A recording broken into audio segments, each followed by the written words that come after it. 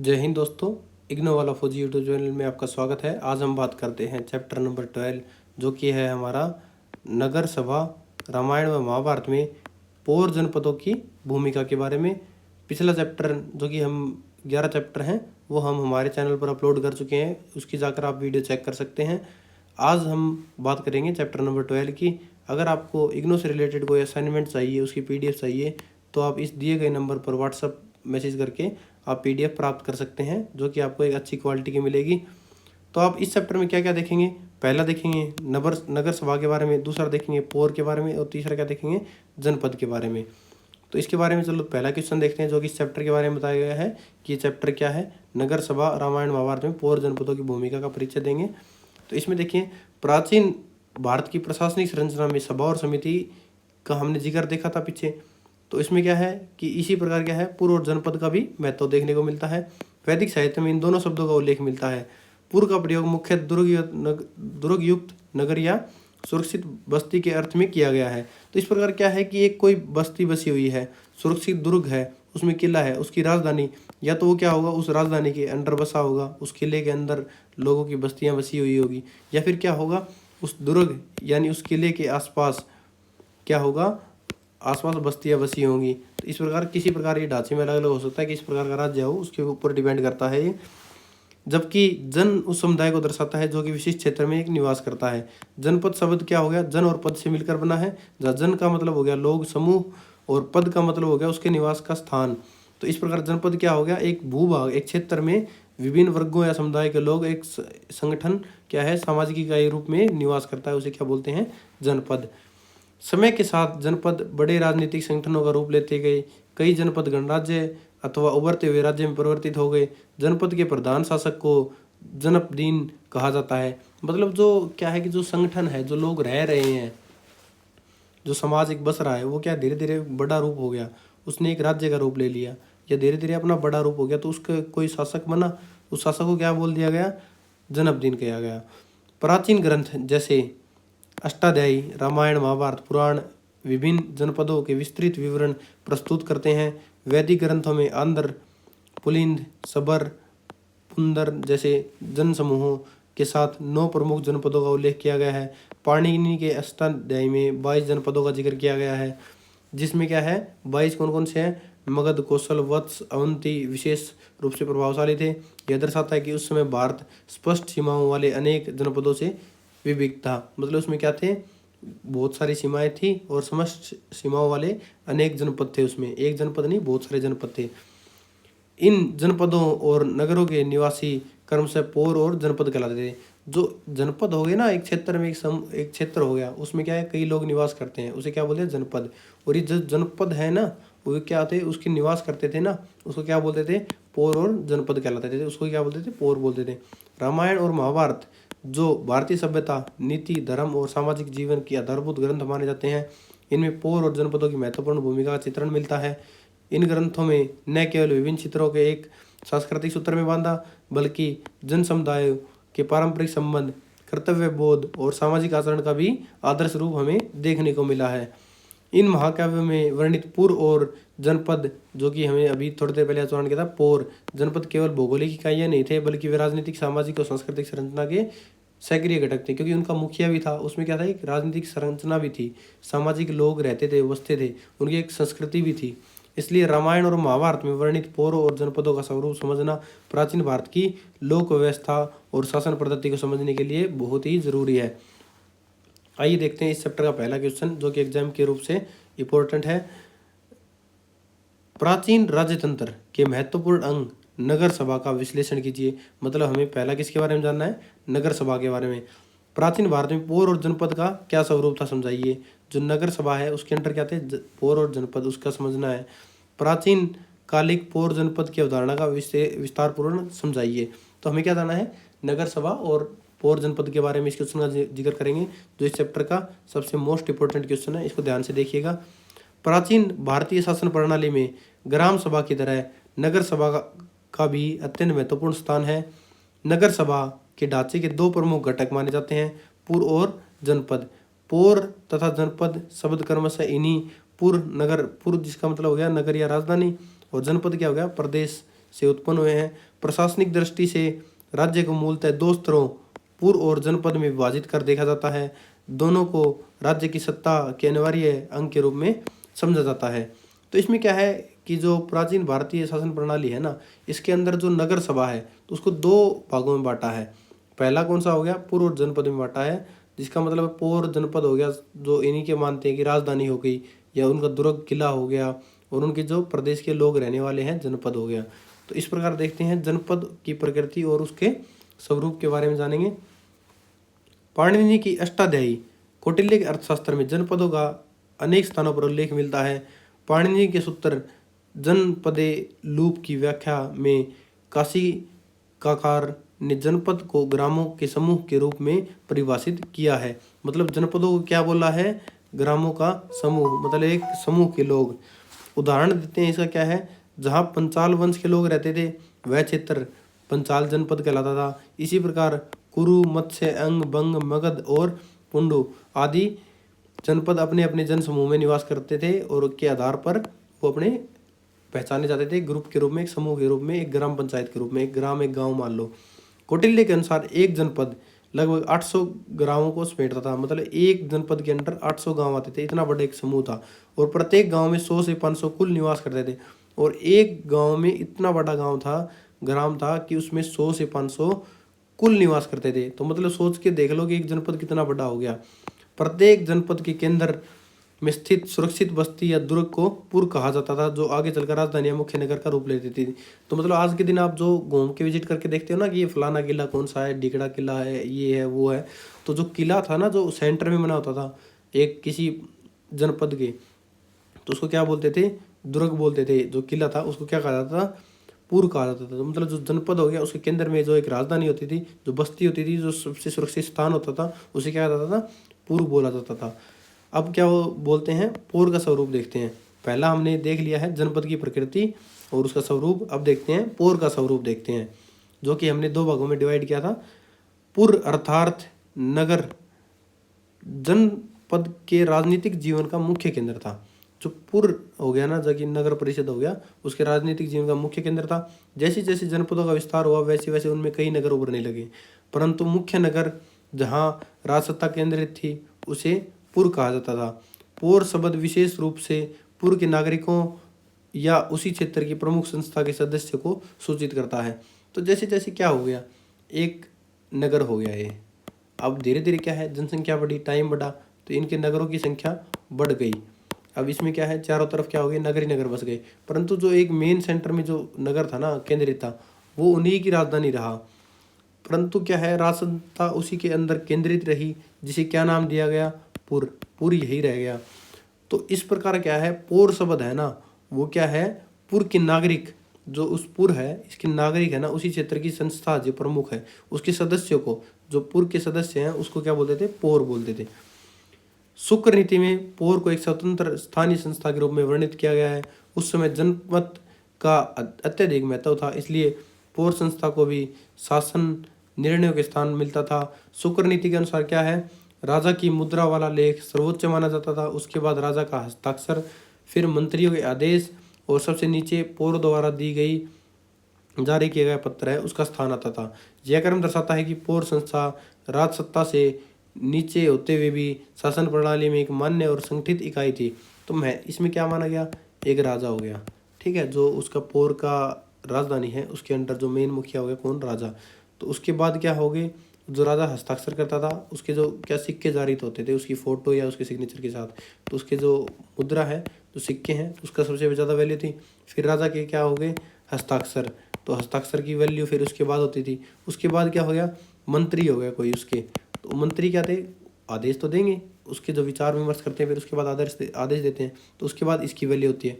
जो मंत्री के बाद जो उसके अधिकारी आ जाएंगे, फिर मंत्रियों के अधिकारी, फिर उसके बाद धीरे धीरे ऐसे देखेंगे लास्ट में कौन आएगा, पौर। फिर इनकी वैल्यू होती थी, जो ये क्या करते थे, जो एक पत्र जारी करते थे तो उसकी वैल्यू होती थी। तो मतलब क्या है, सत्ता का विकेंद्रीकरण होता था, धीरे धीरे करके नीचे आते थे। तो एक संगठित इकाई थी, जिसमें दर्शाता है कि राजसत्ता के नीचे आते हुए शासन प्रणाली में मान्य संगठित इकाई थी पौर। जनपद का राजनीतिक महत्व क्या था, इसके बारे में जानेंगे। वैदिक साहित्य में जनपद शब्द को कई संदर्भों में राष्ट्र के समानार्थ रूप में प्रयोग किया गया है। बौद्ध साहित्य में 16 महाजनपदों का एक उल्लेख मिलता है, जो प्राचीन भारत की विकसित राजनीतिक इकाइयों के उदाहरण हैं। पाणिनि, कौटिल्य और अन्य ग्रंथों में जनपद की चर्चा बताती है कि उनका स्वरूप किसी आधुनिक राज्य जैसा था। मतलब क्या है कि जो जनपद है उसको किसके बराबर माना गया है? एक आधुनिक राज्य के बराबर माना गया है, या फिर क्या किया गया है? एक राष्ट्र के बराबर का दर्जा दिया गया है। पौर और जनपद जो है संस्थाएं हैं या उनके निवासी हैं। पौर और जनपद के वास्तविक स्वरूप को लेकर विद्वानों में भिन्न भिन्न मत रहे हैं। सामान्य धारणा में क्या माना गया? पौर के निवासी को माना गया है। जनपद क्या है? जनपद क्षेत्र के निवासी को माना गया है। किंतु क्या है, डॉक्टर KP जायसवाल ने यह मत प्रस्तुत किया है कि पौर और जनपद केवल जन समुदाय का नाम नहीं, बल्कि दो संगठित सभाएं थी जो आवश्यकता पड़ने पर राजा को पद देती थी और तथा नए राजा की नियुक्ति भी कर सकती थी। पद विहीन भी कर सकती थी, नए राजा की नियुक्ति भी कर सकती थी। इसी दृष्टि से प्राचीन भारत की पार्लियामेंट सदस्य संस्थाएं थी। तो जायसवाल साहब का क्या मानना है? एक राज्य हो गया, उसके राज्य के अंदर क्या दो संस्थाएं थी, पौर और जनपद। और कई लेखक क्या मानते हैं? पौर एक एरिया को मानते हैं, जनपद एक एरिया को मानते हैं। पौर क्या है? राजधानी के लोग, और जनपद पूरे नगर के लोग जो सभी शामिल हैं उसमें लोगों को जनपद बोला जाता है। तो इस प्रकार क्या है, सभी लेखकों के अलग अलग अपने मत हैं। क्लियर नहीं है कि ये क्या है। उनके मत का आधार नालंदा की खुदाई से प्राप्त पौर मुद्राएं, बौद्ध साहित्य, खारवेल लेख आदि हैं, जिसमें पौर शब्द का प्रयोग स्पष्ट रूप से एक संस्था के रूप में मिलता है। पौर जनपद की प्रशासनिक भूमिका क्या रही है? भारत अनेक जनपदों में विविध था, कुछ में राजतंत्र तो कुछ में गणतांत्रिक स्वरूप था। सुरक्षा और शासन संचालन के लिए पुरों को दुर्गयुक्त बनाया गया, ताकि संकट के समय जनसाधारण और गण समूह सुरक्षित रह सकें। रामायण महाभारत काल में भी पौर और जनपद अत्यंत महत्वपूर्ण संस्थाएं थी। राज्य की नीतियों, राजकीय उत्तराधिकार, प्रशासनिक निर्णय में इनके मत को आवश्यक माना जाता था। भावी राज्य के चयन में भी इनका योगदान का उल्लेख मिलता है। तो इस चैप्टर का निष्कर्ष क्या निकलता है? इस प्रकार पूर्व और जनपद केवल भौगोलिक इकाइयां नहीं थे, बल्कि प्राचीन भारतीय राज्यतंत्र में सक्रिय और सशक्त अंग भी थे। नगर सभा, पौर संस्था, जनपद संगठन मिलकर एक ऐसी विकेंद्रित शासन व्यवस्था का निर्माण करते थे जिसने प्राचीन भारतीय राजनीतिक प्रणाली को स्थायित्व, जनभागीदारी और सामाजिक समन्वय प्रदान किया है। मतलब ये क्या है कि एक भौगोलिक इकाई एक स्थान का ही नाम नहीं था, बल्कि एक जीता जाता उदाहरण था जो भारतीय राजतंत्र में सक्रिय था। इसका ये राजतंत्र का भी रूप था, गणतंत्र का भी रूप था। इसमें क्या है, जो नगर सभा होगी, पौर संस्था होगी, जनपद होगी, मिलकर एक विकेंद्रित शासन प्रणाली इन्होंने नियुक्त की, जो आज की सरकार का रूप देख सकते हैं। जैसे केंद्र सरकार हो गई, फिर राज्य सरकार हो गई, फिर हमारे जो नगर है उसकी सरकार होगी, फिर ग्राम पंचायतें होगी। उसी प्रकार सेम ढांचा है ये। तीसरा क्वेश्चन देखते हैं, रामायणकालीन नगर सभा में पौर जनपद का क्या स्वरूप था, स्पष्ट कीजिए। रामायण काल में पौर जनपदों, इन दोनों संस्थाओं का क्या स्वरूप था? रामायण में आए हुए संदर्भों के आधार पर तत्कालीन पौर व्यवस्था पर एक निबंध लिखें। तो मतलब क्या है, रामायणकालीन नगर सभा में पौर जनपद का स्वरूप देखना है। आगे इसमें देखेंगे, रामायण के कालखंड में शासन संरचना दो स्तरों पर कार्य करती थी। एक है पूर्ण नगर, दूसरा जनपद ग्रामीण या विस्तृत भूभाग के रूप में। इन दो इकाइयों के आधार पर पौर और जनपद शब्द विकसित हुए, जो क्रमशः नगरवासियों और जनपद में रहने वाली प्रजा के लिए प्रयुक्त होते हैं। तो इसमें क्या है कि जो पूर्व शब्द है वो क्या है, नगर की जनसंख्या के लिए, जनपद है ग्रामीण, जो गांव की जनसंख्या के उसके लिए प्रयोग किया गया है। रामायण के वर्णन से स्पष्ट होता है कि ये केवल निवासी ही नहीं थे, बल्कि स्थानीय प्रशासन, परामर्श व्यवस्था के सक्रिय घटक थे। मतलब क्या थे, वो वही रहते नहीं थे, बल्कि जो स्थानीय प्रशासन है ना, उनका प्रशासनिक इकाई है, उसके हिस्से थे, उसके मतलब सजीव कार्य करते थे। पौर जनपद का प्रशासनिक आधार क्या था? रामायण में वर्णित अयोध्या का शासन चक्र दर्शाता है कि राजा की नीतियों, निर्णय, उत्तराधिकार संबंधी कार्यों में पौर और जनपदों की भागीदारी आवश्यक मानी जाती थी। राजा दशरथ द्वारा राम को उत्तराधिकारी बनाने के लिए जिस परिषद का गठन किया गया था, उसमें पौर और जनपद दोनों वर्गों के प्रतिनिधि उपस्थित थे। यह उपस्थिति दर्शाती है कि शासन की मान्यता और वैधता के लिए इन संस्थाओं की सहमति जरूरी थी। मतलब जो राजा है उसका निर्वाचन करने के लिए इन दोनों संस्थाओं का होना जरूरी है। नगर व जनपद के प्रतिनिधित्व का महत्व क्या है? अयोध्या कांड में उल्लेख मिलता है कि राम के राज्याभिषेक के अवसर पर राज दरबार पौर और जनपद प्रतिनिधियों से भरा हुआ था। इससे ज्ञात होता है कि स्थानीय संस्थाएं केवल नगर तक सीमित नहीं थी बल्कि व्यापक सामाजिक समर्थन प्रतीक करती थी। पौर और जनपद श्रेष्ठ नेतृत्व के संकेत कैसे देते हैं उसके बारे में पढ़ेंगे।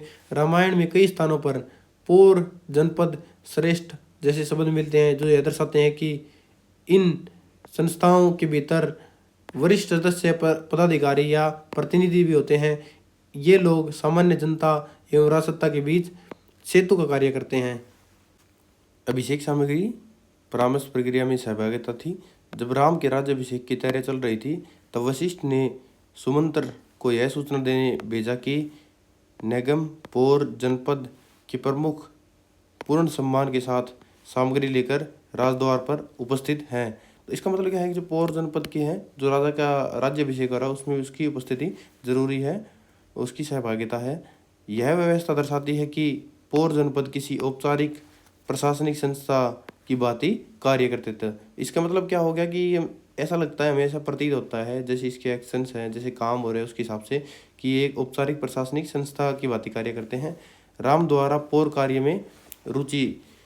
बालकांड के कुछ श्लोक बताते हैं कि रामनगर प्रशासन पौर कार्य के संचालन में विशेष रुचि रखते थे।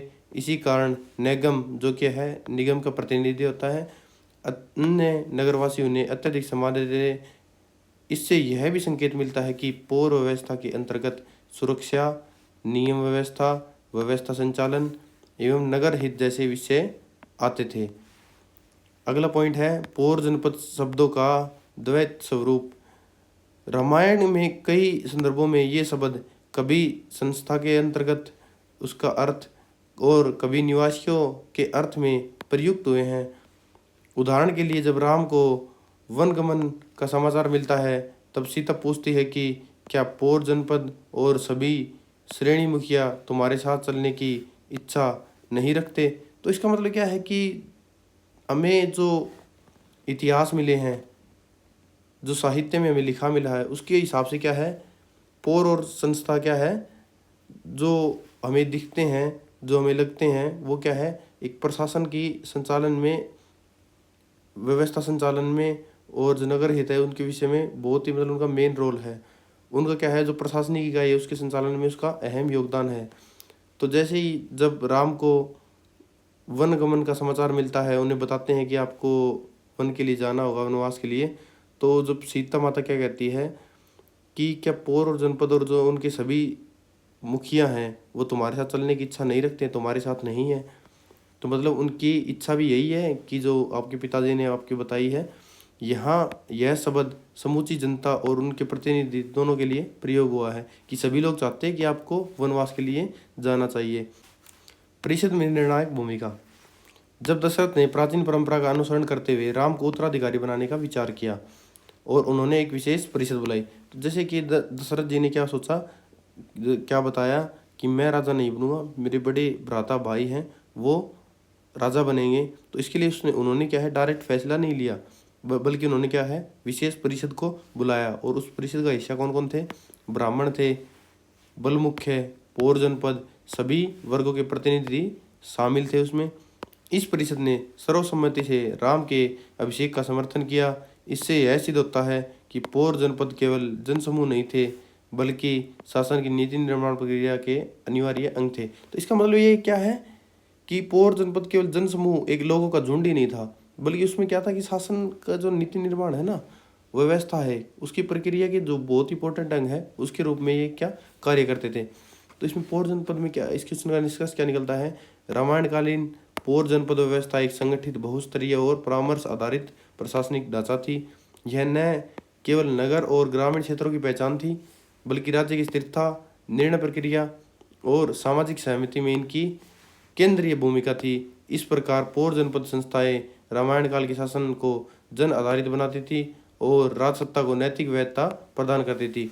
तो इसी लाइन में इसका पूरा सार है कि क्या है, पौर जनपद संस्थाएं थी ना जो रामायण काल में, वो क्या थी, जन आधारित, जन को आधारित बनाती थी और राजसत्ता को नैतिक वैधता प्रदान करती थी। क्योंकि जो राजसत्ता है उसमें क्या है, उसका नैतिक और वैदिक रोल हमें साफ दिखाई देता है न्यायिक व्यवस्था में। महाभारतकालीन नगर सभा में पौर जनपद के स्वरूप की चर्चा कीजिए। पहले क्या था, रामायण में था, अभी महाभारत में करेंगे। महाभारत में आए महाजनपदों के नाम की काफ़ी विस्तृत सूची बनाइए। महाभारत काल में पौर जनपद इन दोनों का क्या स्वरूप था। महाभारत कालीन जनपदीय व्यवस्था पर एक टिप्पणी लिखिए। तो इसमें क्या है कि हम आंसर देखते हैं। महाभारत भारतीय इतिहास का वह महाग्रंथ है जिसमें उस समय की प्रशासनिक संरचना, सामरिक व्यवस्था, सामाजिक संस्थाओं का अत्यंत विस्तृत वर्णन मिलता है। रामायण की भांति महाभारत में भी पुर और जनपद दो प्रमुख प्रशासनिक इकाइयों का उल्लेख मिलता है।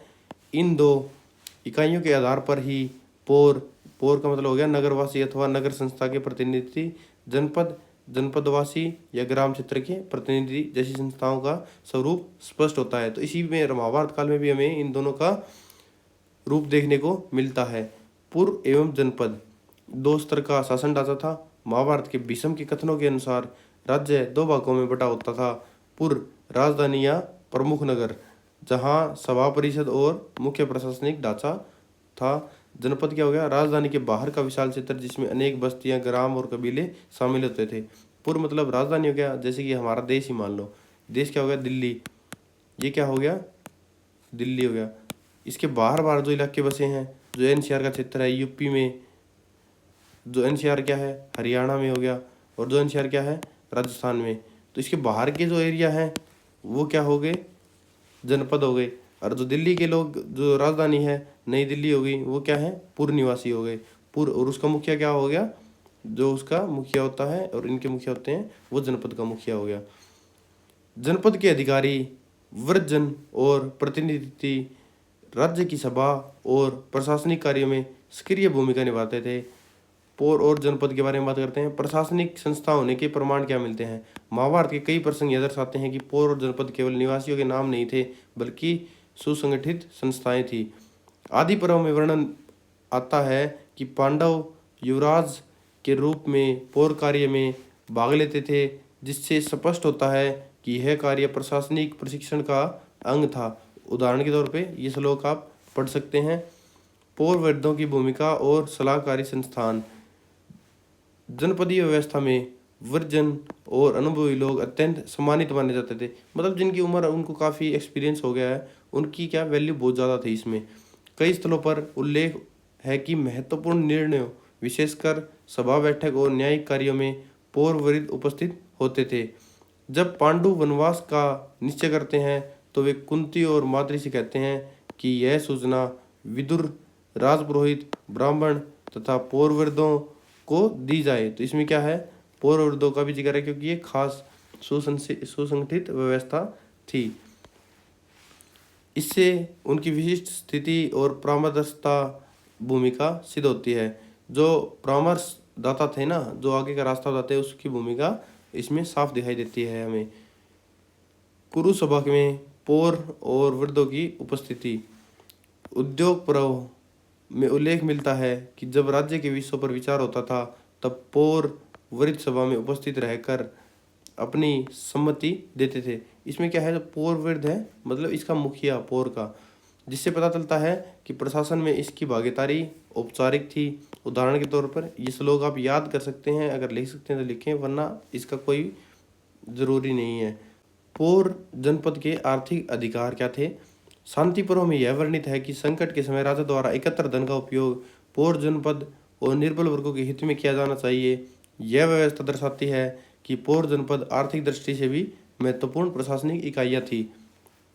उदाहरण देखते हैं। राजा को निर्देश है कि वह संकट के समय संचित धन को संरक्षित, उपाश्रित, अल्पधनी और सभी पौर जनपदों में वितरित करे। मगर जब संकट का समय आ गया, अकाल पड़ गया और कुछ हो गया, तो पौर जनपदों को और जो अन्य लोग हैं इनको वितरित किया जाना चाहिए। पूर्व की सुरक्षा व्यवस्था क्या थी। महाभारत नगर की सुरक्षा के बारे में विस्तृत जानकारी मिलती है। भीष्म पर्व में पूर्व के चारों ओर परकोटा, खाई, दुर्ग आदि का होना आवश्यक बताया गया है। दुर्ग कितने प्रकार के बताए गए हैं, 6 प्रकार के बताए गए हैं, जो कि हम पिछले चैप्टरों में भी इसका जिक्र कर चुके हैं। ध्वज, महिदुर्ग, गिरिदुर्ग, मनुष्य दुर्ग, मृतिका दुर्ग और वन दुर्ग। इन 6 को आप याद कर सकते हैं और इनका पिछले चैप्टरों में हिंदी में भी अनुवाद है। तो आप क्या है कि पिछले चैप्टर को जाकर देख सकते हैं, क्योंकि हर चैप्टर एक दूसरे से कनेक्टेड है। इनमें से किसी एक प्रकार के दुर्ग का उपयोग नगरपुर की सुरक्षा हेतु आवश्यक माना गया है। पौर श्रेष्ठ और जनपद श्रेष्ठ। सभा पर्व में यह उल्लेख मिलता है कि न्यायिक और राजनीतिक मुद्दों पर चर्चा के लिए सभा बुलाई जाती थी, जिसका संचालन श्रेष्ठ करता था। और यह श्रेष्ठ संभव क्या होता है, नगर पौर का प्रधान होता है। क्या है, पौर का प्रधान हो गया, और जनपद का प्रधान हो सकते हैं। यह इस बात का प्रमाण है कि पौर जनपद व्यवस्थित संस्थागत संरचना रखते हैं। तो इसका मुखिया होगा, इसका मुखिया होगा, तो मतलब जो संस्था होगी उसका मुखिया होगा, तो क्या होगी, एक संस्था होगी। ऐसे नहीं है कि भाई सारे लोग सम्मिलित होंगे, मतलब एक संस्था है, एक सुसंगठित। तो इसके जनपदों को जो इनके प्रमुख है उनको शामिल करते थे। महाजनपदों की सूची महाभारत में वर्णित। महाभारत में तत्कालीन लगभग सभी प्रमुख महाजनपदों के नाम मिलते हैं। इनमें से कुछ प्रमुख क्या है, इन नामों का आप ध्यान से पढ़ सकते हैं। इन विविध महाजनों के उल्लेख से यह स्पष्ट होता है कि महाभारत काल में एक अत्यंत विस्तृत संगठित व्यापक जनपदीय प्रणाली विद्यमान थी। तो महाभारत में जितनी हमने स्टडीज की उससे क्या पता लगता है कि हर जगह हर कार्य में इसका क्या है, जो भी होगा पौर वृद्ध होगा या कोई जो इनका मुखिया होगा, जनपद मुखिया होगा, उसको शामिल करते हैं और इसकी वैल्यू एक बहुत ज़्यादा है, इस पूरी प्रणाली में इसकी विद्यमान है। इससे निष्कर्ष क्या निकलता है, महाभारतकालीन पौर जनपद व्यवस्था केवल जनसमूह का नाम नहीं थी, बल्कि संगठित राजनीतिक प्रशासनिक संस्थाएं थी। नगर सभा, दुर्ग, पौर वृद्ध, पौर श्रेष्ठ, जनपद प्रतिनिधि, ये सभी मिलकर उस समय के शासन ढांचे को स्थिर बनाते थे। तो मतलब क्या है कि इसमें कहीं ना कहीं पौर आता ही आता है। तो महाभारत काल में जो भी पौर जनपद व्यवस्था थी वो जन समूह नहीं थे, केवल लोग ही नहीं थे, बल्कि एक संगठित राजनीतिक प्रशासनिक संस्था थी। उसका मुखिया भी था। जैसे कि नगर हो गया, सभा हो गया, दुर्ग हो गया, किला हो गया, मतलब दुर्ग का मतलब होता है किला। पौर वृद्ध उसका मुखिया जो बुजुर्ग आदमी हो संस्था का सबसे, और जो पौर श्रेष्ठ हो गया जनपद प्रतिनिधि थी, इनके जनपद का प्रतिनिधि मुखिया हो गया। ये सभी मिलकर उस समय के शासन के ढांचे को स्थिर बनाते थे। महाजनपदों की विस्तृत सूची से यह भी सिद्ध होता है कि महाभारत काल में भारतीय उपमहाद्वीप अत्यंत सांस्कृतिक प्रशासनिक रूप से विभक्त किंतु परस्पर संबंध क्षेत्रों में विभाजित था।